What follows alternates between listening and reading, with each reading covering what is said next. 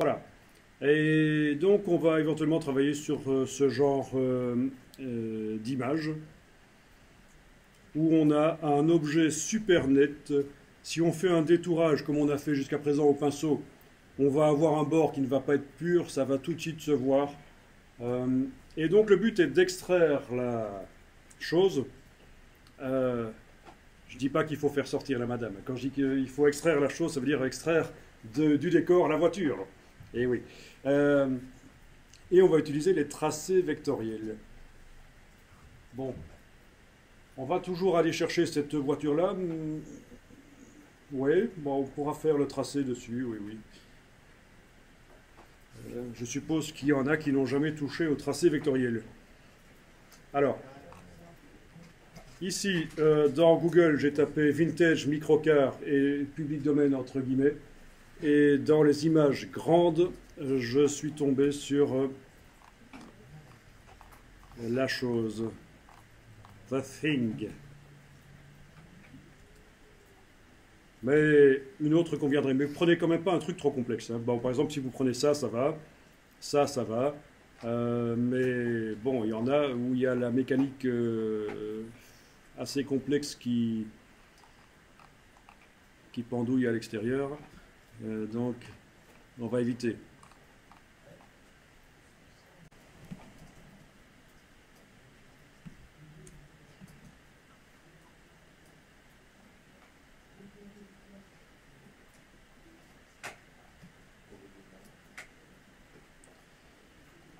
Donc voilà, on va démarrer avec ça.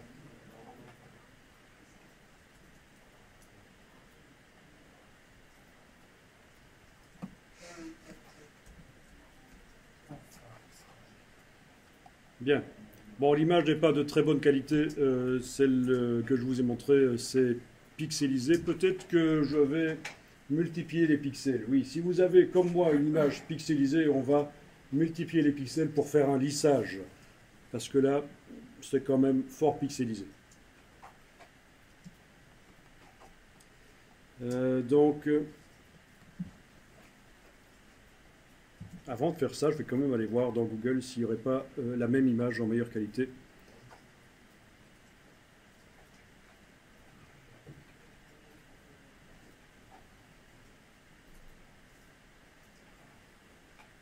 Non. Donc, menu image, taille de l'image. Je passe à 4 fois plus de pixels, 200%. Quelle méthode chez vous dans C6 ce sera bicubique plus lisse adapté à l'agrandissement. Et chez moi dans CC c'est conserver les détails, c'est meilleur. Et voilà.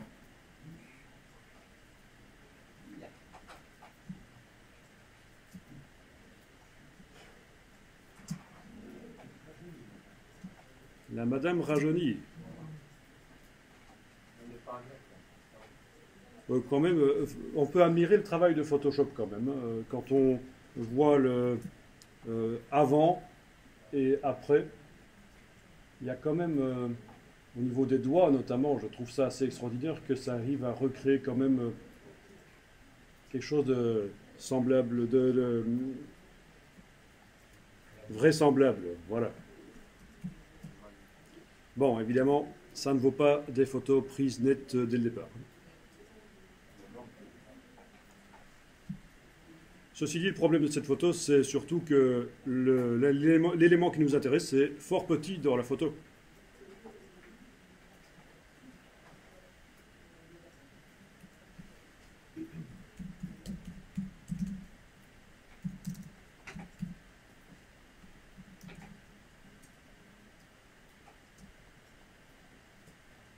C'est d'ailleurs un problème chez les débutants qui font de l'infographie, c'est-à-dire que quand ils font leur photo de ce qu'ils vont utiliser, ils photographient ça de loin, sans utiliser de zoom, et alors sur la photo, l'objet qui les intéresse est minuscule, et forcément c'est comme, ils ont un appareil photo peut-être de 20 mégapixels, mais c'est comme s'ils photographiaient avec un appareil photo de 2 mégapixels. Le résultat est un peu foireux. Ok, donc ici nous allons mettre d'abord un calque, mais au-dessus, un calque au-dessus calque de l'arrière-plan. Donc je clique sur le bloc de feuilles dans le bas de la palette des calques, j'obtiens un calque ici. Et je vais le remplir de blanc. Donc édition, remplir, ou raccourci clavier, majuscule suppression, je ne crois pas que je vous l'avais déjà dit celui-là. Raccourci clavier, majuscule suppression de caractère, c'est le raccourci clavier pour édition remplir.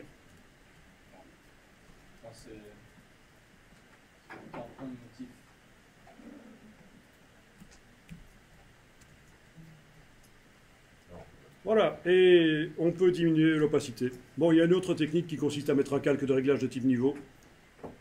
Mais cette technique-ci fonctionne bien aussi. Donc le but est d'affadir la photo de manière à faire un détourage, de manière à affadir, pardon, oui c'est affadir de manière à pouvoir faire un détourage plus facilement, parce que les vecteurs, il faut bien les voir pendant qu'on les manipule.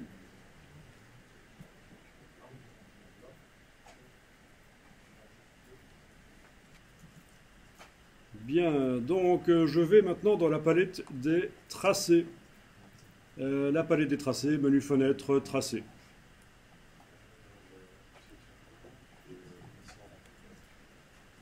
Donc dans la palette des tracés, il s'agit de tracés vectoriels, c'est-à-dire des tracés entre guillemets mathématiques. Je clique sur le bloc de feuilles, ça crée une vignette. Alors, les vignettes de la palette des tracés, c'est comme dans la palette des calques et la palette des couches, on peut déterminer, on peut changer leur dimension. Donc, je vais dans le menu de la palette des tracés jusqu'à option de panneau, et je peux demander d'avoir des tracés, des vignettes qui s'affichent plus grandes. Donc, actuellement, la vignette est vide. Alors, il faut toujours commencer par créer la vignette avant de créer le tracé, sinon vous allez avoir parfois des blagues, le tracé va disparaître sans que vous compreniez pourquoi. Donc pensez toujours à ça avant de créer le tracé avec la plume, parce qu'on va utiliser l'outil plume. Créez d'abord la vignette qui va accueillir le tracé. Si vous avez commencé un tracé en ayant oublié de faire la vignette, ça va quand même faire une vignette temporaire. Il suffira de l'amener sur le bloc de feuilles pour en faire une vignette permanente comme celle-ci. Donc je m'explique. Si avec la plume vous avez commencé à faire un tracé sans avoir au préalable fait la vignette, il faudra convertir cette vignette temporaire en vignette permanente en l'amenant sur le bloc de feuilles comme ceci. Donc ici, c'était juste pour démontrer un peu ce qu'il fallait faire, pour éviter un peu la cata, parce que ça peut prendre du temps de faire un tracé. Et donc, faites la vignette avant. Ok. Donc je vais m'attaquer ici au toit parce que c'est plus facile, c'est bien contrasté. Alors je vous montre et puis après vous allez le faire. C'est important de bien comprendre le processus. Je vais enfoncer la touche verrouillage majuscule pour avoir le pointeur précis. Je vais cliquer pour poser un premier point. Il ne s'agit donc pas d'un cliquer-glisser, c'est un cliquer. Je vais plus loin, et là je fais un cliquer-glisser. Et je vois deux petites boules qui apparaissent. Ce sont les extrémités de la tangente. Il faut la faire petite, ne faites rien, regardez. Je fais la tangente petite, et je la fais tangente à la courbe, c'est-à-dire qu'elle ne doit pas être perpendiculaire comme ça, ni comme ça. Donc elle doit être tangente. Ensuite, je vais enfoncer la touche commande du clavier, de manière à pouvoir faire un repositionnement du premier point si nécessaire, un repositionnement du second point si nécessaire, et surtout ce qui m'intéresse, c'est aller modifier la première poignée de tangente ici. Il ne faut pas toucher à la deuxième. La première poignée de tangente, alors qu'est-ce que je fais avec ça? Eh bien, je positionne la poignée de tangente de manière à ce que la courbe que je vois là épouse la forme du toit de la voiture dans ce cas-ci. Et je lâche le bouton à souris. Enfin non, oui, je lâche le bouton à souris et la touche commande du clavier qui m'a servi à amener la flèche. Et je continue le boulot. Alors, une erreur à ne pas faire, ce serait ceci. Ça, c'est typique des débutants. On met beaucoup trop de points, donc j'annule. Commande Alt Z.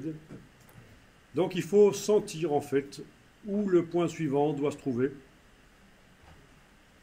Donc je vais le mettre là. Touche commande, je bouge la première moitié de tangente, j'ajuste. Barre d'espacement pour bouger l'image dans sa fenêtre. Voilà, et voilà. Bon, ben déjà, essayez ça. Et puis on verra pour la suite.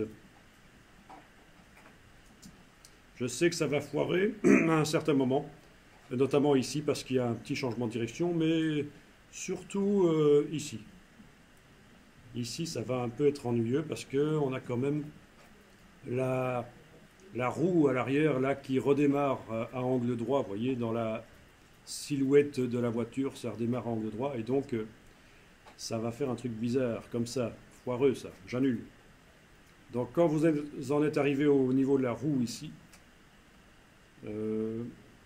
vous attendez.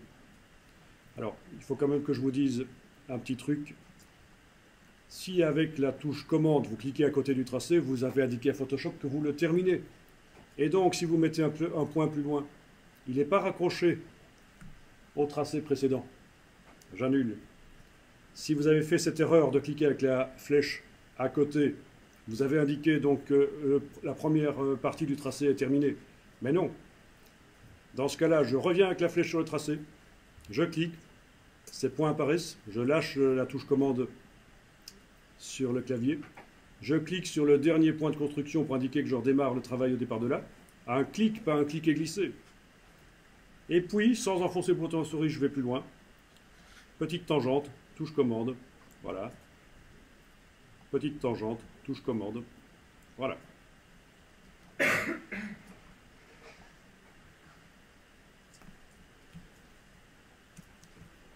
Donc voilà, je vous montre ce qu'il faut faire quand vous en êtes arrivé à un endroit de la carrosserie, à un endroit de l'objet qui a un changement de direction.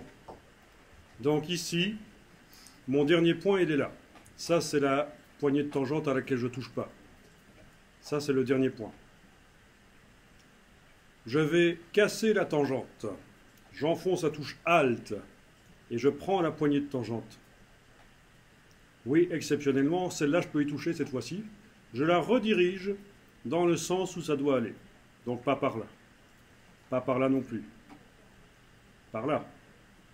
Puis je lâche la touche Alt et micro-tangente, touche commande, j'ajuste.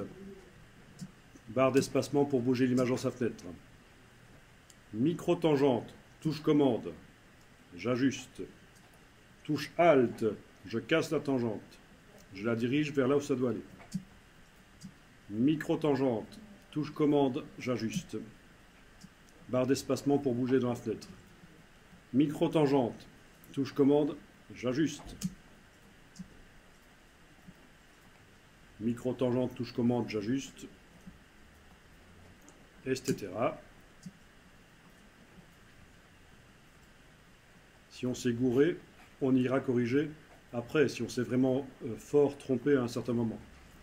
Ça peut arriver. Ah oui, il faut aussi faire commande Z pour annuler, si on vient de faire une erreur. Alors là, touche Alt, je casse la tangente, je redirige. Micro-tangente, touche commande, j'ajuste.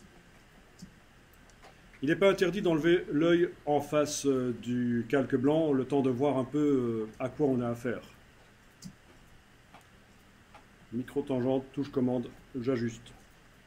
Touche Alt. Voilà.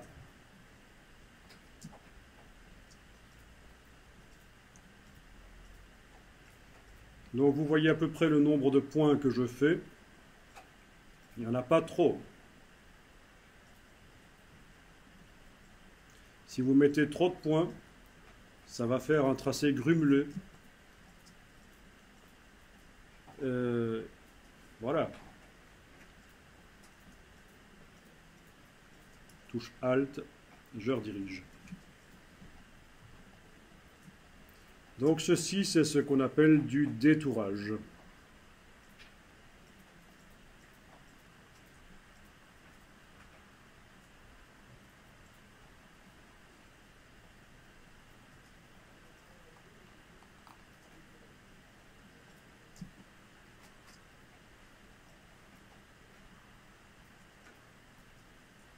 À certains endroits, notamment les pneus qui sont noirs dans l'ombre, bon, il y a une astuce pour les faire réapparaître plus facilement, mais parfois l'image est complètement bouchée dans les parties les plus sombres et on n'arrivera pas à voir vraiment la forme du pneu, donc il faudra l'inventer.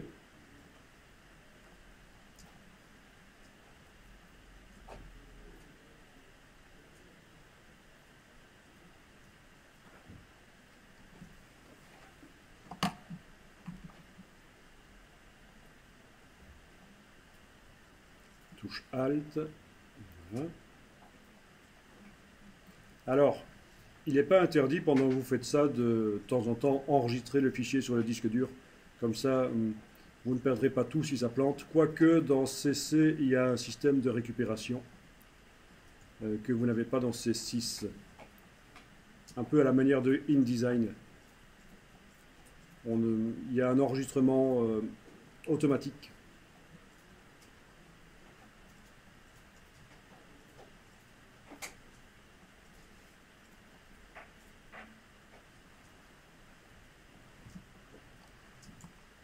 Alors ceci, la plume, c'est vraiment la base du travail dans Illustrator.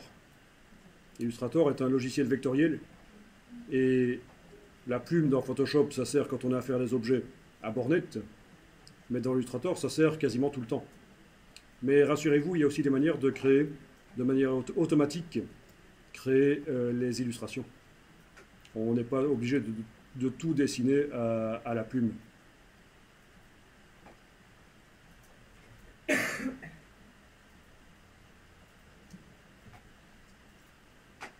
Alors, suivant la dimension à laquelle l'objet sera utilisé, vous n'êtes pas obligé d'être toujours hyper précis. Je veux dire, si l'objet apparaîtra finalement petit dans votre composition, bien entendu, s'il y a des erreurs, c'est pas très grave.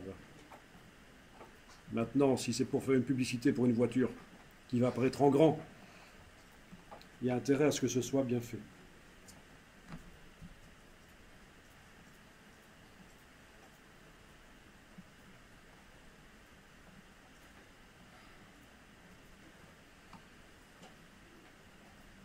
Alors, comme souvent, si ça vous ennuie de faire les choses, il faut les faire faire par les autres. Donc, il y a une solution, c'est de faire appel à un service en ligne. Si vous tapez dans Google Clipping Path Service, Clipping Path, ça veut dire tracé de détourage, vous allez tomber sur des gens qui vous proposent de faire en ligne ce boulot-là. Vous leur envoyez les images et ils vous font ça. Ils peuvent même vous faire des couches alpha avec de la transparence. C'est quelque chose qu'on n'a pas encore vu d'ailleurs. Les couches alpha avec de la transparence. Alors il y en a plein.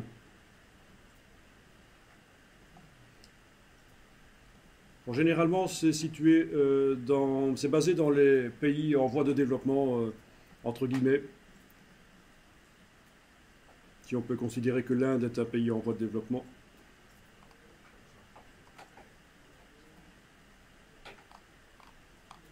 Et donc les prix sont en fonction de la complexité de l'objet à détourer.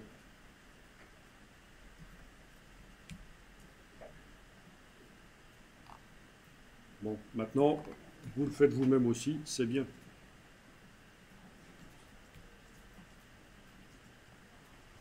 Typiquement, c'est le genre de choses qu'on fait faire aux stagiaires dans les boîtes de pub, etc., quand on fait des catalogues. C'est assez atroce, mais c'est comme ça. Voilà, c'est long à faire, ça ne demande pas d'être très créatif. Et les stagiaires, avec un turnover, on connaît, il y a certains secteurs de l'infographie qui ont un turnover assez important, c'est-à-dire que quand un stagiaire s'en va, à peine parti, il y a le suivant qui arrive, et ça dure comme ça pendant des années et des années. Mais ce n'est pas dans tous les secteurs de l'infographie. Hein. Par exemple, dans le web, c'est moins comme ça. Ok. Voilà, voilà. Donc, je peux enlever l'œil en face du calque blanc. J'ai mon tracé qui est prêt à être utilisé. Et le voilà. Et ce qui est blanc sur la vignette, c'est ce qui sera vu si j'utilise ce tracé. Voilà. Donc le tracé va pouvoir servir à faire plusieurs choses. Générer une sélection en pointillé. À partir de là, j'en fais ce que je veux comme d'habitude. Mais on peut aussi mettre le tracé sur le calque. C'est ce qu'on appelle un masque vectoriel. On a vu les masques de fusion qui sont composés de pixels et on a les masques vectoriels qu'on n'a pas encore vus qui sont composés de vecteurs. Et les deux peuvent même être sur le même calque. Un calque peut avoir un masque de fusion et un masque vectoriel.